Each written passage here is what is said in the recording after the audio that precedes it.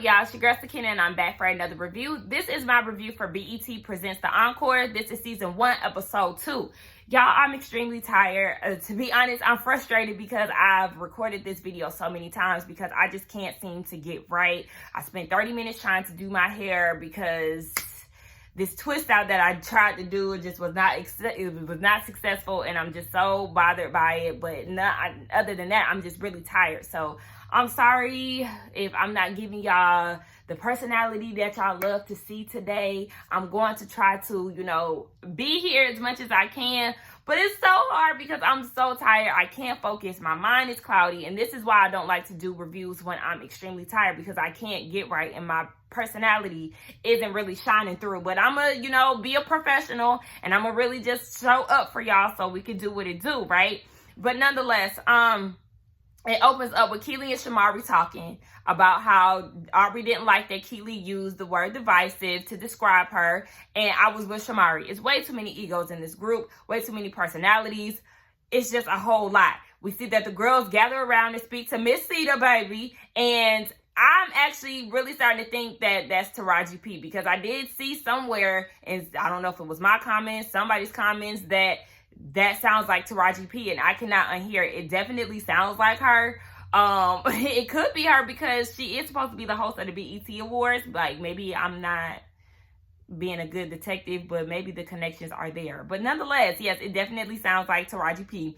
And she is there making the announcement to the women that there is going to be a new role set in place. The queen. Now, she is there to be the tiebreaker for any key decisions that need to be made amongst the 9 girls in the group. I said, oh gosh, okay, we got to get ready for this because this is going to be a whole lot. Now, Fallon in her confessional was saying that some of these women are more qualified to be more qualified for the early bird special or whatever the hell, and not the queen. Like, I just felt like it was some unnecessary shade. Like, girl, you was just talking shit. It didn't even make sense. It wasn't funny. Like, where were you trying to get at with that? Like, girl, that shit was so lame to me. The queen is selected every week, so I don't know if it's like a rule set in place that it could be a queen, the same queen consecutively or what, but whatever, they have to vote it in. Now, Aubrey is saying that she is not voting for somebody who is in favor of them all being together. So we already know she's going to be voting the twins in every week if she's not voting for herself.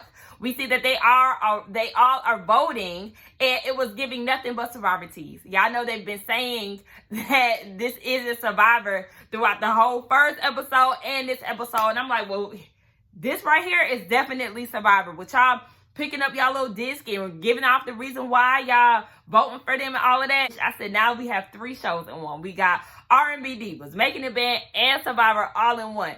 Now we see Lavisha and Nivea. They both vote for Pam because they feel like she's the level-headed one and she'll be fair. I say, baby, y'all vote Pam and y'all gonna be quoting Bible scriptures, okay? Y'all gonna be laying scriptures down on the track, okay? But nonetheless, we see that Aubrey is voting, and she said she is not voting for Keely because she's already delusional as hell. So yeah, she don't have her vote. We see that Fallon votes for Aubrey, and we don't see what the other girls vote for. Or we see that Keely did vote for herself. Fallon seems to think that this is going to create some type of structure for them. I said, this is going to cause nothing but chaos and confusion for y'all. A whole bunch of drama and mess. Y'all just lucked up this week because Pam is the one that got the queen role. Now, had it been Aubrey or one of those twins, it would have been a whole bunch of mess. Hell, even Keely, you could throw her in there too because she definitely is with the shits too. We see that the queen has a mandate, and those rules are the queen has the power to decide roles in the group. They have to settle disputes. They hold court whenever necessary. They got to come together as a group and record an album. You will perform songs from your album in a live show on the 20th day in the Music Mansion. And the last one is you must feature all of the members of the group on at least 3 songs that you perform. So y'all got to come together anyway. I feel like this is actually a good idea that this is set in place because it gives them the best of both worlds. Y'all can still have y'all's 2 separate groups, and then y'all come together for 3 songs, and it won't make the other members feel so left out. Like, y'all could still be here for what y'all came to do, is to do this super group. So I like the idea. I feel like Carlos is 10 steps ahead of y'all girls. He said, look, y'all gonna y'all gonna get together. Like, I don't give a damn what the hell y'all do with these groups, but y'all gonna get together and y'all gonna all 9 or 8 come together and do a track together. Now we get down to studio time. We see that Cosign and Elijah are there. They came up with this reggae song, and now it's really time to get down to it, all right? He wants them to actually complete a song within that day. Mr. Cosign did. And I was looking at him. He is kind of cute. Like, he all right. I mean, I wouldn't jump all on him like Nivea want to, but he kind of all right. Now they do this reggae song, and Nivea is up first in the booth, and I was confused because I just felt like, girl, when you gonna catch the beat? I would have liked for them to do when they did Making the Band. Remember, they used to have the producer sing the song so we can get an idea of the cadence and how it's supposed to sound and all of that. I really wanted Cosign and Elijah to do that, but they didn't. So instead, we had to hear the girls sing it, and it just was not giving what it was supposed to give because it seemed like everybody was off beat, especially Nivea. And I think Shamari was off beat too, like, because you could hear them singing, but then you could hear the track playing in the headphones, and it just wasn't matching up. Like, it was a very, very hard thing for me to catch. Aubrey was hearing Nivea singing. Now she wanted to recruit her on the team. I said, see, that is divisive because you really out here recruiting and trying to get the good girls on your side. Like, it just kind of falls in line with what Keely was saying. But, girl, you trying to go and create this NBA super team, and it's just very annoying to me. Pam and Shamari, they sound good. Fallon said that Felicia is her favorite singer in the world. I said, girl, I'm going to need you to aim a little higher. Like, yes, she could sing, but when you have Mariah Carey's and Whitney Houston's of the world, honey, okay. Irish.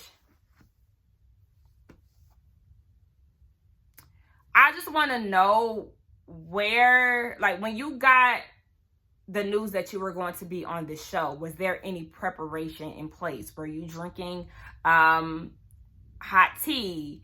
Were you trying to do some type of vocal exercises? Did you stop drinking liquor? Like, I don't think that you did any of that because this, I'm giving away to you. Like, girl, no ma'am, no ma'am, no ma'am. Like, I really be trying to give people the benefit of the doubt, but it's a no for me. Like, it's an absolute no. The twins were getting frustrated, and it just was very hard to watch because sis did not sound good. The twins are saying that she needs to sing from her diaphragm and not her nose, and I agree, but y'all's delivery was definitely mean. Felicia said that Irish needs some vocal training. Yes, that is definitely true, but I'm going to need y'all to see that this is where y'all could really see that Felicia ain't as innocent as y'all making it seem, because they was like, a lot of people were saying, it's really Fallon. Like, yeah, Fallon really takes the bulk of the shit talking, but Felicia does do some shit talking her damn self. So she ain't really that innocent. Now, Felicia gets up, she goes in the booth with Irish, and she's trying to tell her, sing from your diaphragm because you sound very nasally. And Irish is saying in her confessional, like, yeah, I appreciate the feedback, but I've been doing this longer than you. That voice, them vocals ain't displaying that, sis. So, like, I understand, but at the same time, yeah, you really ain't got no, baby, that didn't hold no weight because them vocals is not showing that, ma'am. Now, Misha gets in the booth, and, you know, she sounds better than Irish. She just needs to really work on it and get those nervous jitters out of her system, but she definitely sounds way better than Miss I'm Giving Away. I can't take myself serious doing that shit. So the twins could definitely tell that the 702 girls are not the lead singers. And yes, I feel like I need to watch like a live video or something so we can kind of see what they sound like in their prime. One thing about it, we definitely know that Mila would have got in that booth and did her thing. But, you know, that's the problem. We can't be comparing the girls. But I just understand why. I definitely understand why Mila sung lead. But nonetheless, Keely gets in the booth. What are you doing here, sis? Like, yeah, what are you doing? Because she was acting as if she didn't want to get in, but she got in. Like, girl, didn't nobody force you to get in there. Like, if you're supposed to be creative director, then yeah, why are you in the booth? Because if you're in the booth, you're in the group, girl. Like, just make it make sense now. We see later after the girls get done recording that it's Keely, Aubrey, the twins, and Pam sitting around. And Aubrey is on the floor and Pam is sitting on the couch. So Aubrey is like, touching her knee like this or whatever. Just, how when you want to get comfortable with your homegirls or whatever, y'all might get a little touchy-feely, nothing like that. But Pam was like, girl, get off me, because I don't do that touchy-feely stuff, because back in my younger days, I used to be down with the girls. I used to be, getting with the girls. So Aubrey was like, okay, that's cool, but Pam was like, no, I've been delivered, so I don't play that gay shit. And I was just looking like, where did this come from? Because when Pam was saying, she used to mess with girls back in the day, Keely was like, I know that's right. Until she said that she was delivered, and then Keely took her dad back like, oh, okay, wait a minute. It just got really weird, because Pam was basically trying to make it seem as if she didn't want people to speculate, to make it seem like her and Aubrey had something going on. And Aubrey was like, no, that's not the case. I'm not trying to hit on you. I understand people. I understand that people have boundaries and all of that, but it was just kind of weird, because she just definitely presented it as if Aubrey was trying to get with her. Now, Pam goes upstairs with Nivea and Shamari, and she's letting them know what she said to Aubrey. And the way that she made it seem was as if Aubrey was trying to hit on her. And that was not the case. Aubrey was just, just touching it, a friendly touch. That's all it was. It wasn't nothing like that. And the way that she presented it to the girls was as if Aubrey was trying to eat her box. Keely, she was talking to Misha and Nivea, and basically saying that she feels like, what she's been doing and participating with the group is really starting to work out. Girl, what have you done? What are you talking about? Your efforts have gone flat, because I'm not really seeing what you've done. Unless they did this, your efforts have been shown off camera. What is it? Because really, Misha and Nivea, they just as lost. Keely talking about she's there for morale and basically for moral support, and I don't understand it.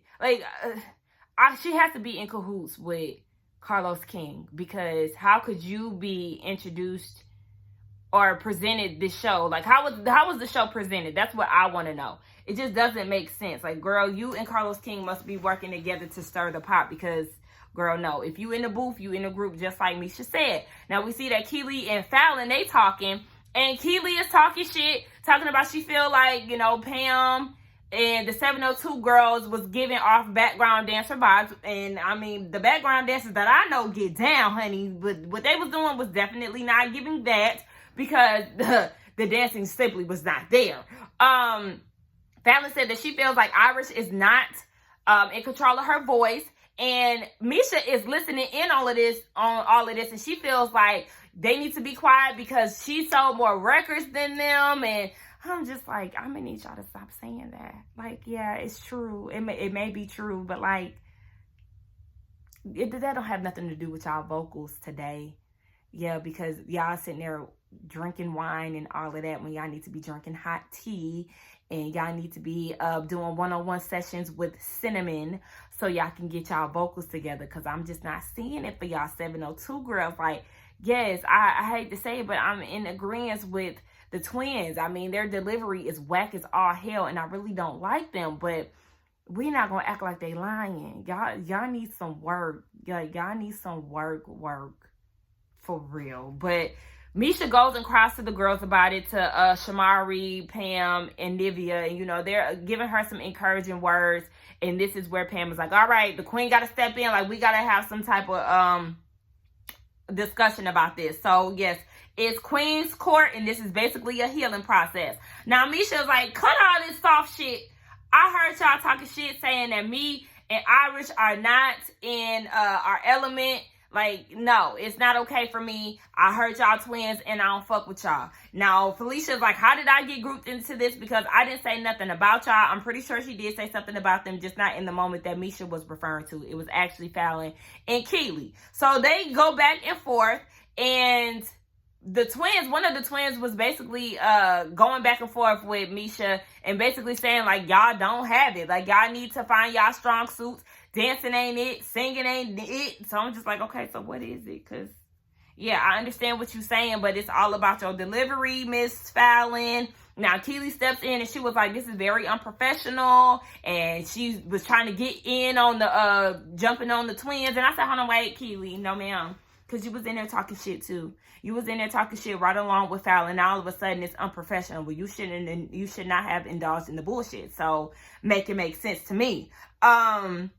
Keely said that, Pam, I stood for you, but now I don't, because that homophobic shit is a no-go, because I'm bisexual. So, you know, she is not feeling the comments that Pam had to say. And I wasn't feeling it either, because I felt like it definitely did give off a homophobic vibe. Now, Pam is trying to make it seem like it wasn't, but you saying that you were delivered and that you don't like women's no more, you like men's, is definitely giving off the vibe that, yeah, the Bible said this. So, yeah, and that's even what she said to kind of justify it. Like, you know, the Bible said man and man shouldn't be together, women and women shouldn't be together. Well, that's definitely giving off homophobic vibes, because you don't agree with that lifestyle in which you used to indulge in. So, like, I don't like shit like that. That definitely made me get, like, I gave her the side eye. Because, girl, what are you talking about? Yeah, you may not be a part of that life anymore, but there ain't no way that you need to be talking about some you delivered. Because, like Keely said, you cannot pray the gay away. So what are you even talking about? Like, this new, like, you're a newfound homophobic. I just wasn't here for Pam with that. And Fallon talking about it's all about Keely's delivery. Not the pot calling the kettle black. Girl, have a seat. So they all start to ask Keely, girl, why is you here? Like, you got so much to say. Like, why is you here? I'm not understanding. And then they start saying that she was a pot stirrer. Now, I said, I mean, y'all just as messy and pot stirrers too, twins. So I don't understand why y'all saying all of this. Now, the next day, we see Keely says she's not answering any more questions as to why she's there. And we see that Aubrey is creating a vision board for the girls. So she ends up presenting it to them. And I feel like Aubrey really does have the right eye for a creative director, because she is all about the whole girl power situation. She wants to make the women feel good. She knows what to say. She knows what to look for and all of that. So I feel like she's definitely doing way more than Keely is doing. So I need Keely to get up by her feelings about it, because she was being sarcastic as hell, talking about, oh, you're finally a part of it. Like, oh, you do this, you do that, being very passive aggressive, being very sarcastic. It was very unnecessary. And I was with Aubrey, baby. You are definitely draining the energy. You're bringing a negative energy into the room. And that's when everybody really started to focus in on Keely and trying to get an understanding of why you're here. You're not doing any type of creative work. You want to sing, you want to dance, but you don't want to be a part of the group. Like, girl, what? Misha wanted to vote her out, and I wasn't opposed to that, because, girl, you are essentially just being there just for the hell of it, which is why I feel like her and Carlos had some type of plan to kind of, you know, get her to shake up the room a little bit by letting the girls know that, yeah, I'm not going to be singing with y'all. I'm the creative director. Like, girl, then, yeah, you should just stay on the sidelines and not get your ass in the booth and not learn the choreo. Make it make sense. I'm tired of wondering why you here. Why is she here? Like, I just don't understand. Aubrey. Now, I know a lot of y'all was getting down on Aubrey and her looks. Baby, this, oh my gosh, she looked like a damn blow-up doll. Like, girl, no fucking ma'am. She kind of looked, it was giving me like she was getting ready to put on her drag outfit. Like, anyway, Aubrey said that Keely is very arrogant, and as everybody is jumping on her, Felicia wanted to try to come down to Keely's defense, and Keely is confused. Like, hold on, wait, you was just calling me a bitch yesterday, and all of a sudden you want to try to come to my aid. Like, make it make sense. Keely started crying, and she's debating on whether or not she should go home, and that's where the episode ends. So we already know it's kind of on some to be continued type of situation next week. It looks like it's going to be a good episode next week. So I do apologize that I wasn't able to deliver to y'all as good or as well as I would like to, but yeah, the sleep is just getting to me, y'all. Let's get down in the comments and talk. Don't forget to like, comment, and subscribe to my channel, and I will see y'all in the next one. Bye.